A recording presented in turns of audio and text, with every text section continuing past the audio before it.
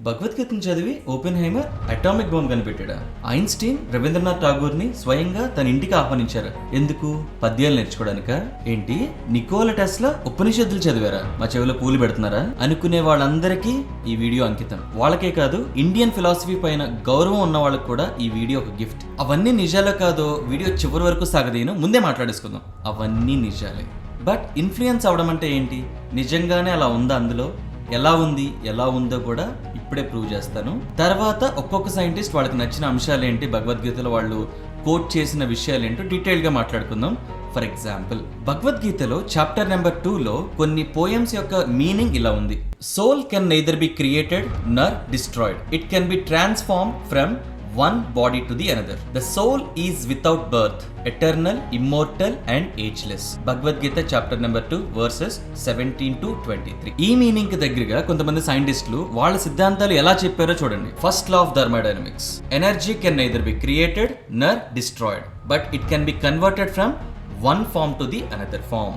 Law of conservation of mass, matter cannot be created or destroyed in a chemical reaction, it transforms from one form to the another form. మీకు ఏమైనా similarity అనిపించిందా? అనుకోవచ్చు, వాళ్ళేంటి soul గురించి అన్నారు, మీరు energy అంటున్నారు. అదే, soul is nothing but energy. వాళ్ళు అర్థం చేసుకున్నది అదే. అందుకే వాళ్ళంతా భగవద్గీత మీద, హిందూ వేదాస్ మీద, ఉపనిషత్స్ మీద అంత ఇన్ఫ్లుయెన్స్ అయ్యారు. అంతగా వారి పరిశోధనలు కూడా ఉపయోగపడినాయి. ఈ రెండు ప్రిన్సిపల్స్ చాలనుకుంటా ఇన్ఫ్లుయెన్స్ అవ్వడం అంటే ఏంటో అర్థం చేసుకోవడానికి. అంటే వేదాల్లో, ఉపనిషత్స్ లో, భగవద్గీతలో భౌతికమైన విషయాలు, భౌతికం కానివి, మనిషి యొక్క కర్తవ్యం, కర్మ, ఇలాంటి ఎన్నో విషయాలు 5000 ఏళ్ల క్రితమే మనోళ్ళు చెప్పేశారు. బట్ థియరిటికల్ గా చెప్పారు. బట్ సైంటిస్టులు అందరూ వాటికి మ్యాథమెటికల్ రిలేషన్స్ ఇచ్చారు.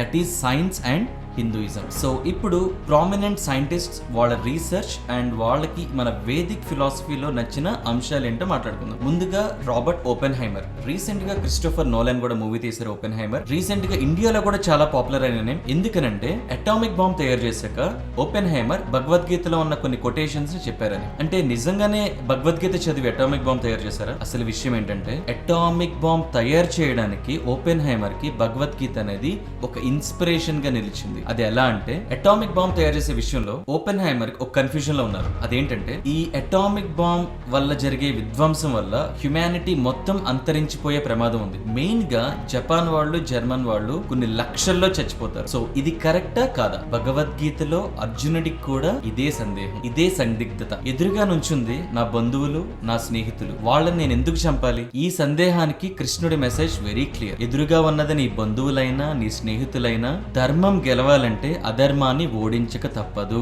లేకపోతే అధర్మం విశృంఖలంగా వ్యాప్తి చెందుతుంది. ఓపెన్హైమర్ కి ఈ మాట ఎక్కడో తగిలింది. ఎలా అంటే, అమెరికన్ మీద వార్ చేసే జపనీస్ అండ్ జర్మన్స్ వాళ్ళు కానీ అటామిక్ బాంబ్ వేయకపోతే వాళ్ళని ఖచ్చితంగా ఆక్యుపై చేసేసేవాళ్ళు. అప్పటికి జర్మనీ చాలా పెద్ద కంట్రీ, జపాన్ కూడా. సో ఓపెన్హైమర్ కి ఆ కొటేషన్ చాలా క్లారిటీని ఇచ్చింది. ఆయన అటామిక్ బాంబ్ తయారు చేశారు. దాన్ని టెస్ట్ చేశాక ఆయన భగవద్గీతలో మరొక కొటేషన్ ని కోట్ చేస్తూ ఇలా అన్నారు, now I am become death, the destroyer of the world's. సాక్షాత్తుగా శ్రీకృష్ణుల వారు చెప్పిన మాట. ఇప్పుడు అర్థమైంది ఇన్ఫ్లుయెన్స్ అవడం అంటే ఏంటో. అంటే ఒక కన్ఫ్యూజన్ లో ఉన్న ఆయనకి చేసే విషయం పైన పూర్తి అవగాహన రావడం. ఇంకా ఓపెన్హైమర్ గురించి కొన్ని ఆసక్తికరమైన విషయాలు ఏంటో చెప్తే ఆశ్చర్యపోకమానరు. ఓపెన్హైమర్ సాంస్క్రిట్ నేర్చుకొని భగవద్గీతని సాంస్క్రిట్ లోనే చదివారు. ఆయన పడుకునేటప్పుడు కూడా భగవద్గీత పుస్తకాన్ని పక్కనే పెట్టుకుని పడుకునేవాళ్ళంట. అండ్ భగవద్గీతలో ఉన్న క్లారిటీస్ ఆయనకి నచ్చి మిగిలిన సైంటిస్టులు అందరికి కూడా ఒక రకంగా ప్రచారమే చేసేవాళ్ళంట. ఇలా చెప్పుకుంటూ పోతే చాలా విషయాలు ఉన్నాయి. మనం చాలా మంది సైంటిస్ట్ ని కవర్ చేయాలి. నెక్స్ట్, అసలు హిందూ ఫిలాసఫీని ఓపెన్హైమర్ కి పరిచయం చేసింది ఎవరో తెలుసా? Niels Bohr, nuclear physics scientist from Denmark. Atomic bomb project లో నీల్స్ బోర్ కూడా ఉన్నారు. ఆయన కాంట్రిబ్యూషన్స్ కూడా చాలా ఉన్నాయి. చిన్నప్పుడు మనం చదువుకునే ఉంటాం Niels Bohr model of atom. అది ప్రపోజ్ చేసింది ఈయన. అంటే ఆటమ్ లో ఎలక్ట్రాన్స్ యొక్క పొజిషన్, ఆర్బిట్స్ రూపంలో ఉంటాయని మొత్తం డీటెయిల్స్, ఎనర్జీ, రేడియస్ అవన్నీ ఎక్స్ప్లెయిన్ చేసింది నీల్స్ బోర్. 1922లో ఫిజిక్స్ లో నోబెల్ ప్రైజ్ తీసుకున్నారు నీల్స్ బోర్. నీల్స్ బోర్ ఎక్కువగా ఇన్ఫ్లుయెన్స్ అయ్యింది ఉపనిషత్స్ చదివి. ఉపనిషత్స్ గురించి నీల్స్ బోర్ ఒక్కటే మాట అన్నారు. అదేంటంటే, I go to Upanishads to ask questions.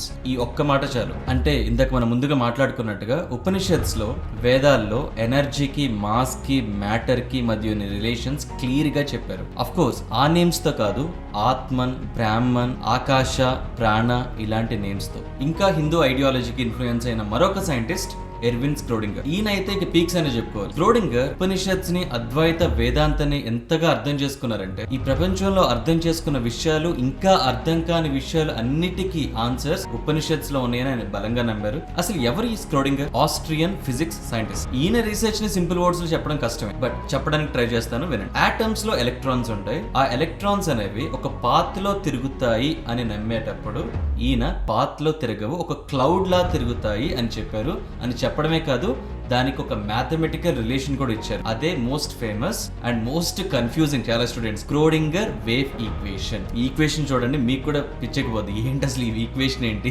1933లో physics లో నోబెల్ ప్రైజ్ కూడా వచ్చింది స్క్రోడింగర్ కి. ఇప్పుడు స్క్రోడింగర్ అంతగా ఇంప్రెస్ అయిన విషయాలు ఏంటో తెలుసు. ఈ ప్రపంచం అనేది కేవలం మన ఆలోచనలో ఉంటే, అలాంటి ఆలోచనలు ఎన్నో ఉంటాయి. అంటే చాలా ప్రపంచాలు ఉన్నాయా? ఒకవేళ ఉంటే నీ ప్రపంచం నా ప్రపంచం ఒకటా వేరా? దీనికి ఉపనిషత్స్ లో ఆయనకు దొరికిన ఆన్సర్ ఏంటంటే, ఎన్ని మైండ్స్ ఉన్నా, ఎన్ని ఆలోచనలు ఉన్నా, వాటిని కలిపేది మాత్రం ఒకటే, అదే consciousness. And ultimately unification of only one mind. అలాగే ఉపనిషత్ లో ఉన్న తత్వమసి అనే కాన్సెప్ట్ కూడా స్పెల్ బౌండ్ అయిపోయారు. తత్వమసి అంటే ఏంటంటే అది నేనే. అర్థమైందా? అంటే ఏంటో మీరు కొంచెం పీస్ఫుల్ గా ఉన్నప్పుడు ఆలోచించండి, మీకు కూడా అర్థం. ఇంకా నెక్స్ట్ సైంటిస్ట్ వస్తే నికోలా టెస్లా. మాక్సిమం ఈ పేరు చాలా మందికి తెలిసే ఉంటుంది. ఈయన పేరు పెట్టుకునే ఎలాన్ మస్క్ కార్ల కంపెనీ పెట్టి కొన్ని వేల కోట్లు సంపాదించేశాడు. అసలు ఎవరి టెస్లా? American scientist. టెస్లాని ద కింగ్ ఆఫ్ ఎలక్ట్రిసిటీ అని చెప్పొచ్చు. ఒక అడుగు ముందుకేసి ద కింగ్ ఆఫ్ సైంటిస్ట్స్ అని కూడా చెప్పొచ్చు. ఎందుకంటే టెస్లా పేరు మీద ఆల్మోస్ట్ 300 పేటెంట్స్ రైట్స్ ఉన్నాయి. అంటే అన్ని ఇన్వెన్షన్స్ చేశారనమాట. ఆ ఇన్వెన్షన్స్ ఏంటో తెలుసుకుంటే ఖచ్చితంగా మన మైండ్ బ్లాక్ అయిపోద్ది. Alternating current, high voltage electricity, X rays, radio remote control and wireless communication. అర్థమైందా? అంటే ఇప్పుడు మనం రిమోట్స్ వాడుతున్నా, వైర్లెస్ ఫోన్స్ వాడుతున్నా, ఇన్ఫర్మేషన్ సెండ్ చేయడానికి అంతా వైర్లెస్.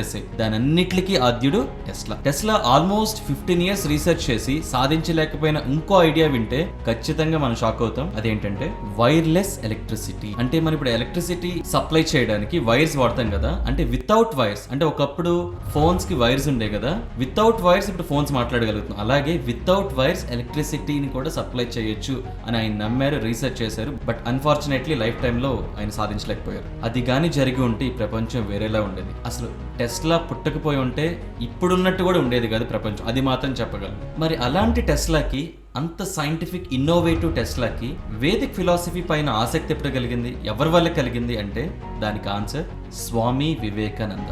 1896లో స్వామి వివేకానందని అమెరికాలో కలిసారు టెస్లా. కలిసినప్పుడు వారిద్దరి మధ్య జరిగిన డిస్కషన్ లో మ్యాటర్ అండ్ ఎనర్జీ, వాటి మధ్య ఉన్న రిలేషన్స్ వేదాస్ లో ఉండడం చూసి టెస్లా షాక్ అయ్యారు. అండ్ సేమ్ చెప్పినట్టుగా ఎనర్జీ అంటే ఎనర్జీ అని ఇంగ్లీష్ పదంలో ఉండదు, ఎనర్జీ అంటే ప్రాణ, మ్యాటర్ అంటే ఆకాశ.